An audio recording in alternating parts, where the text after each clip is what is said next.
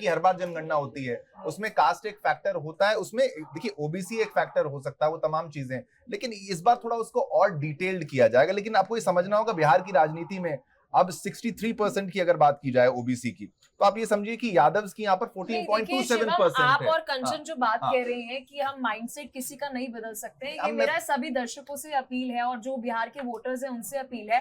Let's suppose आपने Tom Dick and Harry किसी को भी एक विधायक चुना, आपकी जात का विधायक था, क्या 5 साल बाद आपके पास इतनी हिम्मत थी और आपके पास इतनी करेज थी कि आपने अपनी जात के जिस विधायक को चुना या सांसद को चुना, आपने उससे क्या पूछा कि आपने इस क्षेत्र में जहां पर आपकी जात के लोग रहते हैं उनके लिए आपने क्या विकास किया?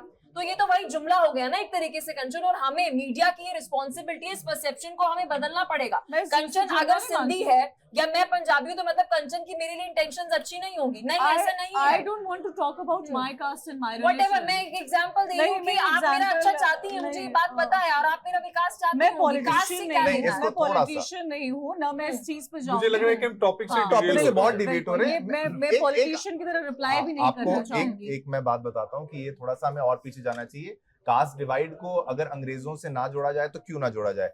अब महात्मा गांधी जी का जो समय था तो ये मुस्लिम्स जो चाहते थे, मतलब उनको उनके बारे में सोचना या फिर हिंदूज के बारे में सोचना, फिर हिंदुओं को बांटने की जो पूरी की पूरी कवायद है ये अंग्रेजों के द्वारा शुरू की गई थी। एक कम्युनल अवार्ड के बारे में बताया जा रहा था, ये एक प्रावधान ये लाया जा रहा था जो गांधी जी अगर ना विरोध करते तो होता कि जो शेड्यूल कास्ट हैं या एसटी हैं, ये लोग केवल एससी को ही वोट कर पाएंगे, अपनी जाति में वोट कर पाएंगे, इतना बंटवारा करने का प्रयास किया जा रहा था।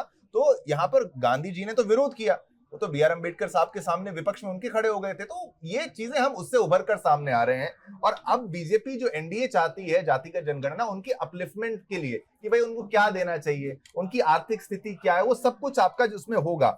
लेकिन मुख्य तौर पर यहाँ पर यादवों की राजनीति की बात की जाए तो वो बिग नंबर्स यहाँ पर आता है। अब फिर लालू प्रसाद यादव और उनकी पार्टी के साथ आप तारीफ कर रही थी तेजस्वी यादव की, लेकिन वो जिस परिवार से बिलोंग करते हैं, उनकी फैमिली पर जिस तरीके के संगीन आरोप लगे हैं, और वो चाहे शाहबुद्दीन हो या फिर और तमाम वो नेता हो, जो नेक्सस रहा है और जिस तरीके से क्राइम रहा है, आपको ये याद होना चाहिए कि एक आईएएस की वाइफ का, उसके पूरे स्टाफ का जिस तरीके से बलात्कार हो गया, तो ये वो दौर था जो 90s to 2005 की। मुझे लालू प्रसाद की एक तस्वीर याद है, न्यूज़पेपर में वो छपी थी कि सामने सारे ब्यूरोक्रेट्स बैठे हैं और उनके पैर उसकी तरफ है। अम्बेडकर की भी एक तस्वीर जो है वो पीछे सामने आई। अगर एक मैं यहाँ पर तेजस्वी यादव की अलग मेंटालिटी हो जाती है, लेकिन वो उनके फादर है, वो उनके पिता है, तो उसे जोड़कर देखा जाएगा कि आप किस तरीके की रिस्पेक्ट कर रहे हैं। उस समय ब्यूरोक्रेट्स के लिए ये रिस्पेक्ट